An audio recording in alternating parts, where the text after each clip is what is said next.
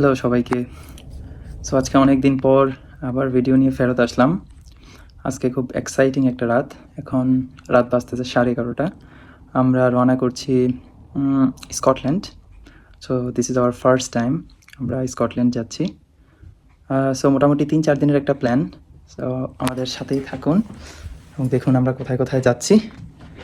আমরা এখন মোটামুটি গ্লাসগোর উদ্দেশ্যে রওনা করব, যেটা হচ্ছে যে 227 মাইল এখান থেকে, 4.5 ঘন্টা ড্রাইভ। আমরা এখন মোটরওয়েতে উঠলাম। কিছুটা ভয় লাগতেছে, এত লং ড্রাইভিং কখনো করি নাই এর আগে। যাক আল্লাহ ভরসা, মাঝখানে একটা ব্রেক নিব আমরা। ওয়েদারটা পারফেক্ট বলা যায়।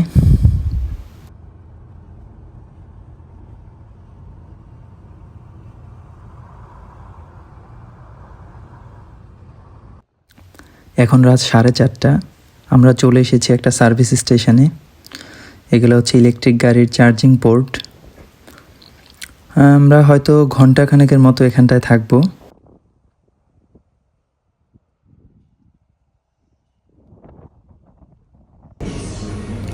সো আমরা এখন আছি একটা সার্ভিস স্টেশনে।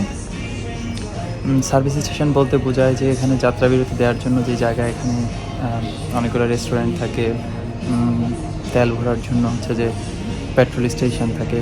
সো আমরা এরকম একটা জায়গায় থামছি। আমরা এখান থেকে কোনো তেল নিব না, বাট আমরা এখানকার ওয়াশরুমটা ইউজ করব, সাথে দেখব কোনো কফি টফি আছে কি না।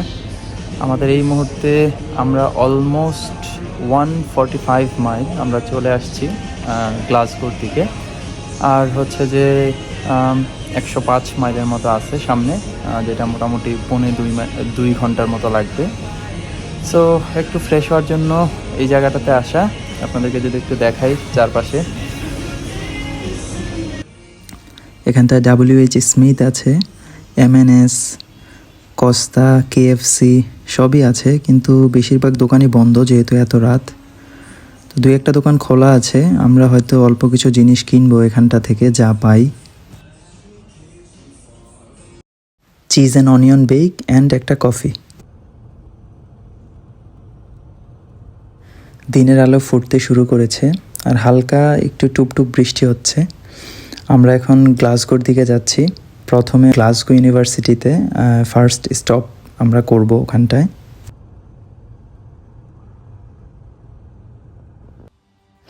আমরা এই মুহূর্তে আছি যুক্তরাজ্যের অন্যতম পুরাতন এবং নামকরা ইউনিভার্সিটি, গ্লাসগো ইউনিভার্সিটি, যেটা 1451 খ্রিস্টাব্দে প্রতিষ্ঠিত হয়।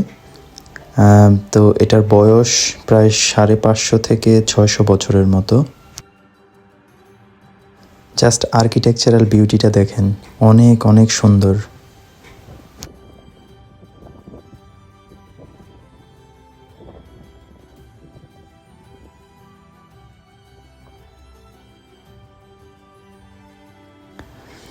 বাহিরে কিছু অস্থায়ী তাঁবুর মতো হোয়াইট কালারের দেখা যাচ্ছে। মোস্ট প্রবাবলি এখানে কোনো একটা মেলা চলতেছে, বাট যেহেতু এটা too early in the morning, এখনও এটা খোলার সময় হয় নাই। সকালের মিঠা রোদ ইউনিভার্সিটির সৌন্দর্যটাকে আরও কয়েক গুণ বাড়িয়ে দিছে।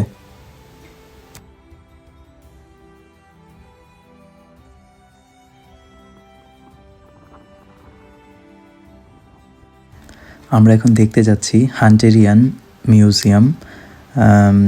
এবং এই হান্টেরিয়ান ছিলেন একজন বেসিক্যালি সার্জিক্যাল ডাক্তার, যে 18 শতকের দিকে ওনার নামে এই মিউজিয়ামটার নামকরণ করা হয়। এবং এর পাশেই আরেকটা আর্ট গ্যালারি আছে।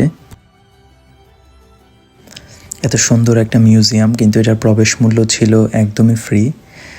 মিউজিয়ামের প্রথমে ঢুকতেই অনেকগুলা ঐতিহাসিক পাথরের টুকরা ছিল এবং প্রত্যেকটা পাথরের টুকরার মধ্যেই এটার ইতিহাস লেখা ছিল। আসলে এত বেশি ছিল যে প্রত্যেকটা পড়া সম্ভব ছিল না। জাস্ট আমরা হেঁটে হেঁটে একটু দেখতেছিলাম আশপাশটা। এটা হচ্ছে একটা উল্কাখণ্ড, যেটা মহাশূন্য থেকে গ্লাসগোতে পড়েছে। এখানটায় আছে খুব মূল্যবান কিছু রত্ন পাথর। এই গ্লাসের ভিতরে এটাও একটা মূল্যবান রত্ন পাথর ছিল। জানি না এগুলাই কি ভারতবর্ষ থেকে আনা কিনা।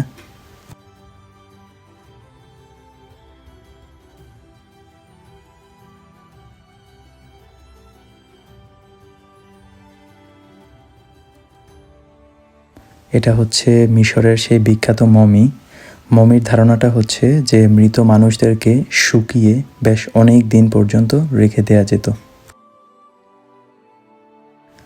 এই অংশটা জাদুঘরের আমাদের অত্যন্ত প্রিয় ছিল।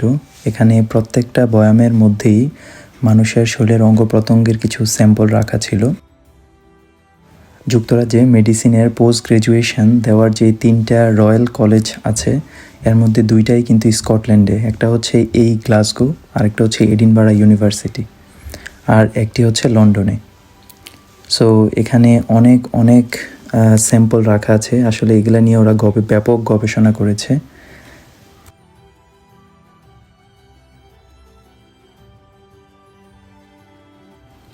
এটা হচ্ছে প্লাসেন্টা বা ফুল, যেটা গর্ভাবস্থায় শিশুরা মায়েদের কাছ থেকে নিউট্রিয়েন্টস নিয়ে থাকে।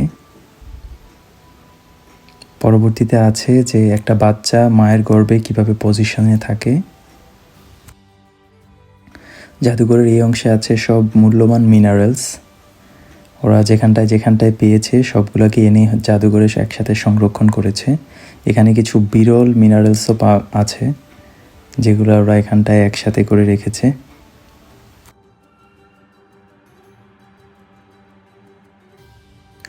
সো আমরা এখন চলে এসেছি হান্টেরিয়ান আর্ট গ্যালারিতে। আসলে আর্ট গ্যালারিটা বরাবরের মতোই আমার কাছে অনেক বোরিং লাগে, অনেক ছবি টাঙানো। তবে মজার বিষয় হচ্ছে যে ছবির পাশে যে ডেসক্রিপশন দেয়া থাকে, ওই ডেসক্রিপশন পড়লে আসলে বোঝা যায় যে এই ছবিটার অ্যাকচুয়াল মিনিং কী। তখন একটু ইন্টারেস্টিং লাগে আসলে। যেমন আমি কয়েকটা আপনাদেরকে দেখাচ্ছি ছবি, যেগুলার অর্থ আমি বলে দিচ্ছি। এটা 18 দশকের দিকে একটি ছবি। এই ছবিটাতে বলা আছে যে ট্রয় নগরী, যেটা প্রিভিয়াসলি টার্কির অন্তর্ভুক্ত ছিল, সেখানকার প্রিন্স হেক্টর, যে হচ্ছে যুদ্ধে যেতে চেয়েছিল, কিন্তু তার স্ত্রী এবং তার বাচ্চা কাচ্চারা এটা যেতে বারণ করেছিল। কিন্তু সে প্রকৃতপক্ষে তার ডিউটিটাকেই সে প্রাধান্য দেয়, সে যুদ্ধে যায় এবং মৃত্যুবরণ করে।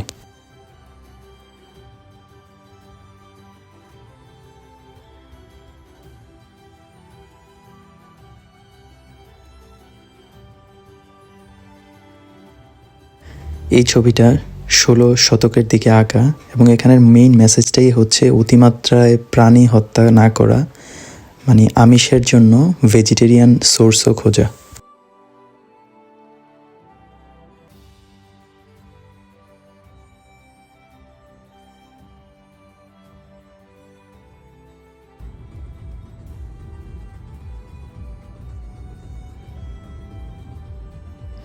সো আমরা এখন লক লমন্ডের দিকে যাচ্ছি, যেটা হচ্ছে আজকের দিনের জন্য আমাদের ফাইনাল ডেস্টিনেশন।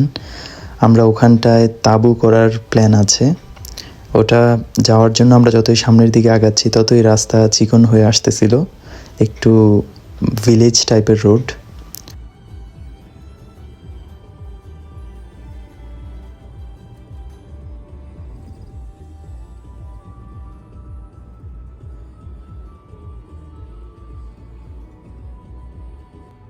এইসব গ্রামের রাস্তা দিয়ে ড্রাইভ করতে অত্যন্ত ভালো লাগে, কারণ মনে হয় যেন চারপাশে সবুজের গালিচা বিছানো, আর মাঝখান দিয়ে রাস্তা সামনের দিকে এগিয়ে গেছে।